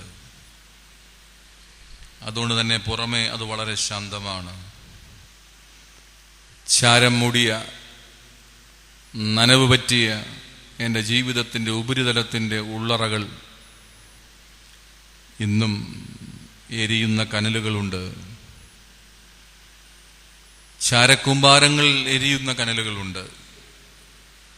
ആ എരിയുന്ന കനലുകൾ, അതിൻ്റെ കാരണങ്ങൾ, അതൊന്ന് അന്വേഷിച്ച് കണ്ടെത്തുവാൻ അവിടുന്ന് ഞങ്ങളെ സഹായിക്കണമേ. ശാന്തമായി നമ്മുടെ കണ്ണുകളെ തുറക്കാം. നാലാമതായി 3 കാര്യങ്ങൾ ഞാൻ പരിചയപ്പെടുത്തി. 1, ഒരു തുറന്ന സമീപനം. 2, ഒരു തുറന്ന കാഴ്ചപ്പാട്. 3, ഒരു തുറന്ന അന്വേഷണം. നാലാമതായി വിശുദ്ധ ലൂക്കോസ് സുവിശേഷത്തിന്റെ 15-ാം അധ്യായത്തിന്റെ 5-ാമത്തെ വാക്യം, കണ്ടുകിട്ടിയാൽ സന്തോഷിച്ച് ചുമലിലെടുത്ത് വീട്ടിൽ വന്ന്. അതും ഈ വേദഭാഗം ധ്യാനിക്കുവാൻ ആഗ്രഹിക്കുമ്പോൾ വല്ലാതെ മനസ്സിന്റെ ഉള്ളറകൾ തട്ടുന്നതാണ്. കാണാതെ പോയ ആടിനെ കണ്ടുകിട്ടിയാൽ ഇടയൻ അതിനെ എന്ത് ചെയ്യുന്നറിയാമോ? തന്റെ ചുമലിൽ എടുക്കുമെന്നാണ് വായിച്ചത്, അല്ലേ? എന്തെടുക്കും? ഇത് വായിക്കുമ്പോൾ എൻ്റെ മനസ്സിലൊരു ശക്തമായ ചിന്തയുണ്ട്. ഞാനൊരു അപ്പനായി പോയതുകൊണ്ടാണ് ചിന്ത. 2 മക്കളുടെ അപ്പനായതുകൊണ്ട് ചിന്തയുണ്ട്. എന്താണെന്നറിയാമോ? നമ്മുടെ കുട്ടികൾ വൈകുന്നേരം 7 മണിക്ക് മുമ്പ് വീട്ടിൽ കയറണമെന്നാണ് നമ്മുടെ ആഗ്രഹവും വീട്ടിലെ ചിട്ടയും. ഈ 7 മണിക്ക് വരേണ്ട മകൻ 7 7:30 8 8:30 കാണുന്നില്ല. വിളിക്കാവുന്നിടത്തൊക്കെ ഫോൺ വിളിച്ച് അന്വേഷിക്കുന്നവരോടൊക്കെ അന്വേഷിച്ചു, ഒന്നും കാണാൻ കഴിഞ്ഞില്ല, ഒന്നും അറിഞ്ഞില്ല. ഇങ്ങനെ ടെൻഷൻ എൻ്റെ പാരമ്യതയിൽ നിൽക്കുമ്പോൾ 8:45 മണിക്ക് ആശാൻ ഒരു മൂളിപ്പാട്ടും പാടി എവിടേക്ക് വരും? അപ്പോൾ നമ്മൾ എന്ത് ചെയ്യും? പരിമലയാണ്, കള്ളം പറയല്ലേ. അപ്പോൾ നമ്മൾ എന്ത് ചെയ്യും? പാവം, അത്ര ചെയ്യത്തുള്ളൂ. അതെ, 2 അടി കൊടുക്കുക അല്ലാതെ മറ്റേ ഒരു ഓപ്ഷൻ നമ്മുടെ മുമ്പിൽ ഇല്ല. ഉണ്ടോ? 2 പെട കൊടുക്കുക അല്ലാതെ മറ്റൊരു ഓപ്ഷൻ നമ്മുടെ ഇടയിലില്ല. പക്ഷെ ഇവിടെ ശ്രദ്ധിക്കുക, ഈ കാണാതെ പോയ ആടിനെ തേടി ഈ ഇടയൻ എത്ര മണിക്കൂർ സഞ്ചരിച്ചു എന്നറിയാൻ വയ്യ, എത്ര ദിവസം സഞ്ചരിച്ചു എന്നും നമുക്ക്. പക്ഷെ അദ്ദേഹം അന്വേഷിക്കുകയാണ്. എവിടെയൊക്കെ അന്വേഷിച്ചെന്നറിഞ്ഞില്ല. യാത്ര ക്ഷീണമുണ്ട്, ഭക്ഷണമില്ലാത്ത അവസ്ഥയുണ്ട്, മാനസിക സംഘർഷമുണ്ട്. ഇതിൻ്റെ എല്ലാം നടുവിൽ അവസാനം കാണാതെ പോയ ആടിനെ മുൾപ്പടർപ്പിന്നാവാം, അല്ലെങ്കിൽ മേച്ചിൽപ്പുറം എവിടെ നിന്നും ഇതൊന്നും ഇവിടെ വേദപുസ്തകത്തിൽ വ്യക്തമല്ല. അത് നമ്മൾ പ്രവേശിക്കേണ്ട കാരണങ്ങളുമില്ല. ഏതായാലും കണ്ടുകിട്ടി എന്ന വേദപുസ്തകത്തിലുണ്ട്. കണ്ടുകിട്ടി. സ്വാഭാവികമായി ഈ ഇടയനെ ഒന്ന് ദേഷ്യപ്പെടാനുള്ള എല്ലാ പക്ഷെ ഇടയൻ എന്തെന്ന് അറിയാമോ? ഇടയൻ തന്റെ ചുമല് കാണിച്ചു കൊടുക്കുകയാ ചെയ്തേ.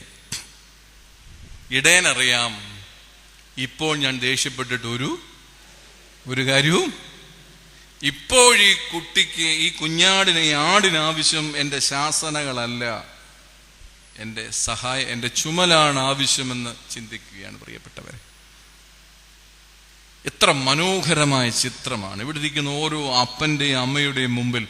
എത്ര മനോഹരമായ ചിത്രമാണ് തുറന്നു വരുന്നത്. മനോഹരമായ വാഗ്മയ ചിത്രമാണത്. ഈ അധ്വാനം എന്ന പദം, ഈ തലമുറ വല്ലാതെ അധ്വാനിക്കുന്നവരാണ്. ഓവർ ടൈം എന്ന പദം ശക്തി ആർജിച്ചത് പണ്ടോ ഇപ്പോഴോ?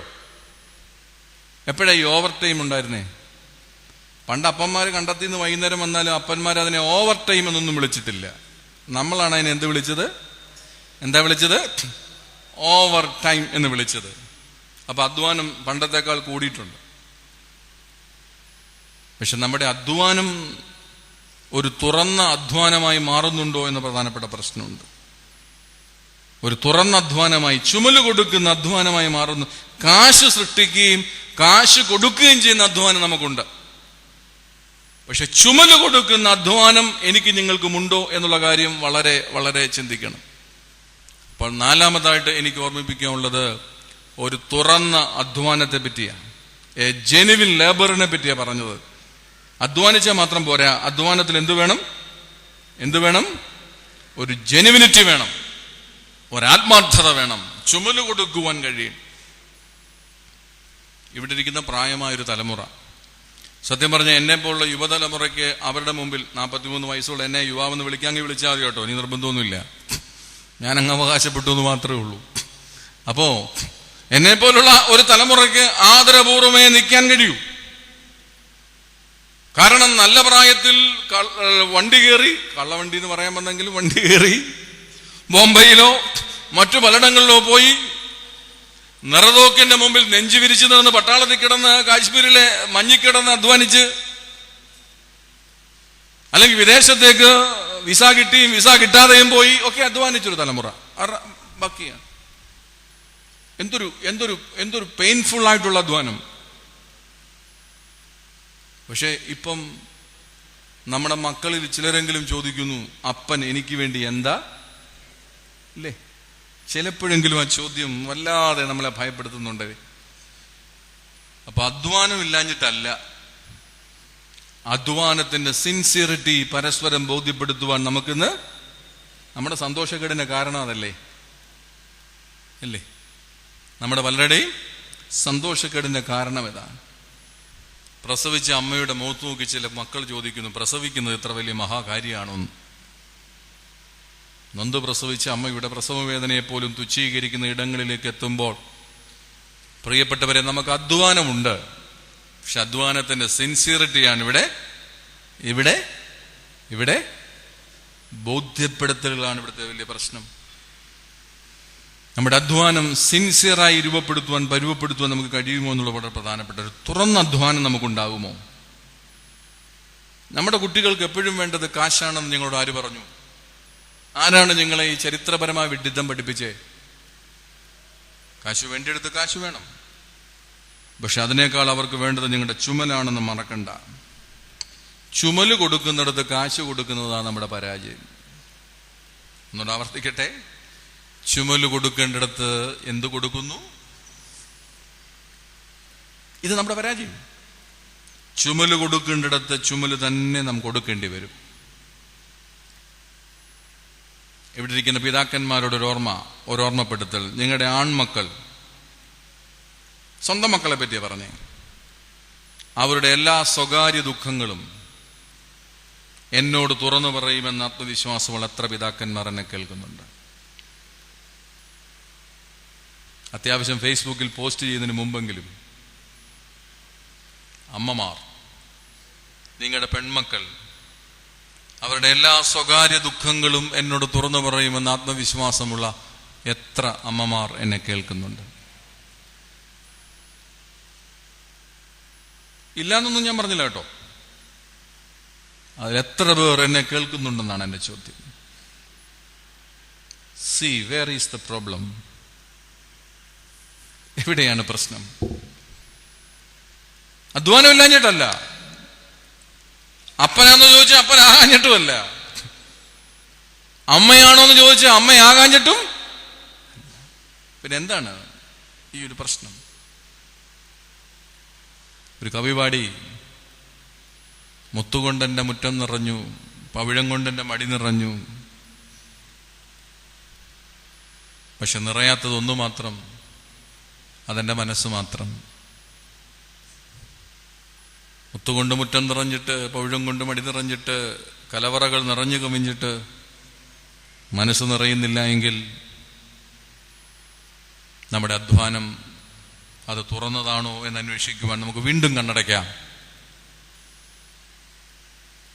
നമ്മുടെ ദൈവത്തോട് തന്നെ ചോദിക്കാം, ദൈവമേ, എന്താണ് എൻ്റെ അധ്വാനത്തെ ഈ തലമുറ തിരിച്ചറിയാത്തത്? ഈ തലമുറയ്ക്ക് എൻ്റെ അധ്വാനത്തിൻ്റെ മഹത്വം തിരിച്ചറിയാൻ കഴിയാതെ പോകുന്നത് എവിടെയാണ്?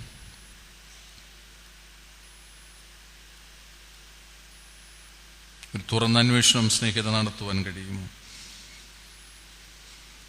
ഒരു തുറന്ന അധ്വാനം നടത്തുവാൻ കഴിയുമോ? ചുമല് കൊടുക്കേണ്ടിടത്ത് ചുമല് തന്നെ കൊടുക്കുവാൻ അവിടുന്ന് സഹായിക്കുമോ?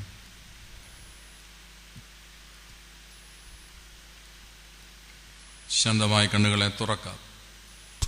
4 കാര്യങ്ങൾ ഞാൻ പറഞ്ഞു കഴിഞ്ഞു. 1, ഒരു തുറന്ന അന്വേഷണം. 2, ഒരു തുറന്ന കാഴ്ചപ്പാട്. 3, ഒരു തുറന്ന അന്വേഷണം. 4, ഒരു തുറന്ന അധ്വാനം. ഒന്നുകൂടെ പറഞ്ഞ് ഞാൻ അവസാനിപ്പിക്കാം.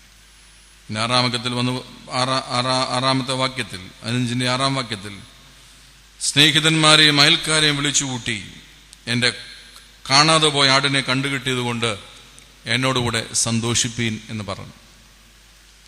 ഇതും എൻ്റെ വായനാമധ്യേ എൻ്റെ മനസ്സിൽ ഉയർത്തുന്ന ചിന്ത. അദ്ദേഹത്തിന് എത്ര ആടുണ്ടായിരുന്നു? 100 ആടുണ്ടായിരുന്നു.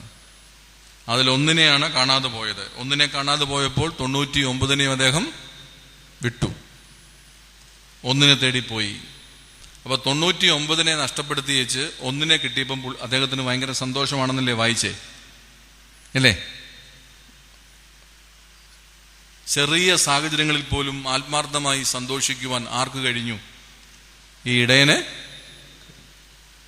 നമ്മുടെ പ്രശ്നം വലിയ കാര്യങ്ങളിൽ പോലും നമുക്ക് സന്തോഷിക്കാൻ. ഇന്ന് നിങ്ങൾക്ക് കാരുണ്യ ലോട്ടറി 2 കോടിയുടെ ടിക്കറ്റ് അടിച്ചു എന്ന് വിചാരിക്കുക. ചുമ്മാ വിചാരിക്കാൻ കുഴപ്പമില്ലല്ലോ. ഇന്ന് രാത്രി നിങ്ങൾ എത്ര പേർ ഉറങ്ങും? ചോദ്യം മനസ്സിലായല്ലോ? 2 കോടിയുടെ കാരുണ്യ ലോട്ടറി ഇന്ന് നിങ്ങൾക്ക് അടിക്കാൻ പോവുകയാണ്. ഇന്ന് വൈകിട്ട് നിങ്ങൾ എത്ര പേർ ഉറങ്ങും? ഞാനാണെ ഉറങ്ങത്തില്ല. കാരണം ഇത് ടാക്സ് കൊടുക്കണോ കൊടുക്കണ്ടായോ, വസ്തു മേടിക്കണോ വേണ്ടായോ, കെട്ടിച്ച മോക്ക് കൊടുക്കണോ കെട്ടിക്കാത്ത മോക്ക് കൊടുക്കണോ, അതാ പ്രശ്നം. പള്ളിയിലച്ഛൻ പള്ളി മണിക്ക് സംഭാവന ചോദിക്കും, കൊടുക്കണോ? എനിക്ക് ഉറങ്ങാൻ പറ്റില്ല. നേട്ടങ്ങളിൽ പോലും എനിക്കിന്ന് ഉറക്കമില്ല, വലിയ കാര്യങ്ങളിൽ പോലും എനിക്കിന്ന് ഉറക്കമില്ല. അവിടെയാണ് ഇടയൻ പറഞ്ഞത്, ഒന്നിനെ കണ്ടു കിട്ടിയപ്പോഴും അദ്ദേഹത്തിന് ഭയങ്കര സന്തോഷമാണ്.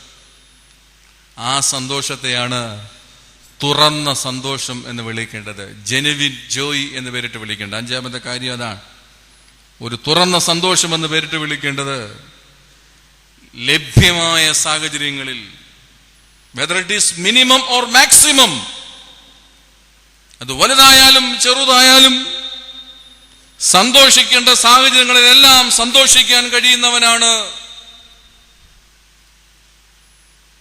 ദൈവത്തിന്റെ മകൻ. നമ്മുടെ പ്രശ്നം എന്നറിയാമോ? നമ്മൾ ഒത്തിരി സന്തോഷത്തെ പെൻഡിങ് വെച്ചിട്ടുണ്ട്. വരട്ടെ, ഇച്ചിരൂടെ വരട്ടെ എന്ന് വിചാരിച്ചു. ഒത്തിരി സന്തോഷം നമുക്കിപ്പോൾ പെൻഡിങ്ങില്ല, ശകലം കൂടെ വരട്ടെ എന്ന ധാരണയിൽ we expect more and more. ഇനി എന്തൊക്കെ വരാനുണ്ട് എന്ന ധാരണയിൽ നമ്മൾ പല നല്ല സാഹചര്യങ്ങളെയും പെൻഡിങ്ങിൽ പിടിച്ചു വെച്ചിരിക്കുക. അവസാനം പിടിച്ചതുമില്ല. ഈ അവസ്ഥയിലേക്കാണ് പലരുടെയും അവസ്ഥകൾ എത്തി നിൽക്കണേ. അതുകൊണ്ടാണ് ഇതാണ് ആ നിമിഷം, ഇതാണ് സുപ്രധാന നിമിഷം, ഇതാണ് രക്ഷാദിവസം. സന്തോഷിക്കുവിൻ, എപ്പോഴും സന്തോഷിക്കുവിൻ, കർത്താവിൽ സന്തോഷിക്കുവിൻ. ആദിമസഭയുടെ വലിയ മുഖമുദ്രയാണ്. ചെറുതാകട്ടെ വലുതാകട്ടെ, നമ്മുടെ സാഹചര്യങ്ങളിലൊക്കെ നമുക്ക് സന്തോഷിക്കുവാൻ കഴിയണം. ചെറിയ കാര്യങ്ങളിൽ സന്തോഷിക്കാൻ കഴിയാത്തവന് വലിയ കാര്യങ്ങളിലും സന്തോഷിക്കാൻ, അതതിന്റെ തത്വമാണ്. ചെറിയ കാര്യങ്ങളിൽ സന്തോഷിക്കാൻ കഴിയാത്തവന് വലിയ കാര്യങ്ങളിൽ, സൺഡേ സ്കൂളിൽ 1ാം സ്ഥാനം കിട്ടിയതിൽ നമുക്ക് സന്തോഷമില്ല, 1ാം ക്ലാസ്സിൽ 1ാം സ്ഥാനം കിട്ടിയതിൽ സന്തോഷമുണ്ട് എന്ന് പറയുന്ന വ്യത്യാസമേ ഉള്ളൂ അതിനകത്ത്. പക്ഷെ ചെറിയ കാര്യങ്ങളിൽ സന്തോഷിക്കാൻ കഴിയാത്തവന് വലിയ കാര്യങ്ങളിലും സന്തോഷിക്കാനായിട്ട് കഴിയില്ല എന്ന് മറക്കരുത്. നമുക്ക് വേണ്ടതൊരു 4 മണി, ഞാൻ അവസാനിപ്പിക്കുക, 4 മണിപ്പൂവിന്റെ സൗരഭ്യമാണ്. 4 മണിപ്പൂവ് എന്നുള്ള പേര് തന്നെ നിങ്ങൾക്കറിയാം. അത് 4 മണി കഴിഞ്ഞ് മണിക്കൂറുകൾ മാത്രം പൂത്തു നിൽക്കും. 1 മണിക്കൂർ മാത്രം പൂത്തു നിൽക്കുന്ന ഈ പൂവ് വിടരുന്ന സമയം ചില സുഗന്ധങ്ങൾ അത് കാറ്റിനെ ഫലമേൽപ്പിക്കും. എന്നിട്ടത് വാടിക്കൊഴിഞ്ഞു പോകും. 1 മണിക്കൂറേ ഉണ്ടായിരുന്നുള്ളൂ. പക്ഷേ 1 മണിക്കൂർ സമയം കൊണ്ട് ചില സുഗന്ധങ്ങളെ കാറ്റിനെ ഭരമേൽപ്പിക്കുവാൻ ആർക്ക് കഴിഞ്ഞു? 4 മണിപ്പൂവിന്. നമ്മൾ 10-43 വർഷമായിട്ട് വിടർന്നിങ്ങനെ നിൽക്കുക. ഇവിടെ എന്ത് സുഗന്ധങ്ങളെ നമ്മൾ ഭരമേൽപ്പിച്ചു. 4 മണിപ്പൂവ് വാടിക്കൊഴിഞ്ഞു പോയിട്ടും അതേൽപ്പിച്ച സുഗന്ധവുമായി ആ കാറ്റിന്ന് ലോകമെമ്പാടും സഞ്ചരിക്കുക. നമുക്ക് ഈ തലമുറയ്ക്ക് വേണ്ടി നൽകാനുള്ള ചില സുഗന്ധങ്ങൾ മാത്രമാണ്. ആ സുഗന്ധങ്ങളെ, നല്ല സന്തോഷിക്കാനുള്ള നല്ല സുഗന്ധമൂല്യങ്ങളെ, ആത്മാർത്ഥമായ സന്തോഷം. ചിലരെയൊക്കെ കണ്ടിട്ട് എനിക്ക് തോന്നുന്നത് സ്വന്തം ജീവിതത്തോട് തന്നെ അങ്ങ് വാശിയിലാണ്. എന്തിനാണ് സ്വന്തം ജീവിതത്തോട് തന്നെ ഇത്ര വൈരാഗ്യം? ചുമ്മാ ആരും കാണാതെങ്കിലും ഒന്ന് ചിരിക്കണ്ടേ? വല്ലവരും കണ്ടുമ്പോൾ ചിരിക്കണ്ട, വെയിറ്റ് പോവുമെങ്കിൽ ചിരിക്കണ്ട. ചില അപ്പന്മാർ പറഞ്ഞിട്ട് പിള്ളേരുടെ മുണ്ടയ്ക്ക് മുമ്പിൽ ചിരിച്ച അപ്പൻ എന്നുള്ള സ്ഥാനം പോകുന്നു. എന്താ രണ്ടപ്പനാന്ന് അറിയും. വെയിറ്റ് പോകുമെന്ന് ഞാൻ ഓർമ്മിക്കുന്നു. വെയിറ്റ് അല്ല പോകുന്നത്, നിന്റെ കാറ്റ് പോകും ചിരിക്കുന്നിടത്ത് ചിരിച്ചില്ലെങ്കിൽ. എന്തു പോകും? കാറ്റ് പോകും.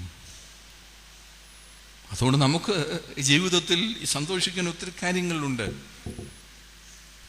2 കൈയില്ലാത്തവർ സന്തോഷിക്കുമ്പോൾ 2 കൈയുള്ള നീ എന്താ സന്തോഷിക്കാതിരിക്കാൻ? നിനക്ക് എന്ത് ധാർമ്മികതയാണ് സന്തോഷിക്കാതിരിക്കാൻ? മണിയടി എനിക്കുള്ള സൂചനയും നമുക്കുള്ള സൂചനയുമാണ്. അതിനോട് അവസാനിപ്പിക്കട്ടെ. ആ സമയം കൊണ്ട് നമുക്ക് ശാന്തമായി നമ്മുടെ കണ്ണുകളെ ഉടക്കി അവസാനവട്ടം ദൈവഭാഗത്തേക്ക് ചിന്തിക്കുക. എനിക്ക് ആത്മാർത്ഥമായി ദൈവത്തോട് സന്തോഷിക്കാൻ കഴിയുമെന്ന് ചോദ്യം മാത്രം കണ്ടെത്തിയാൽ മതി.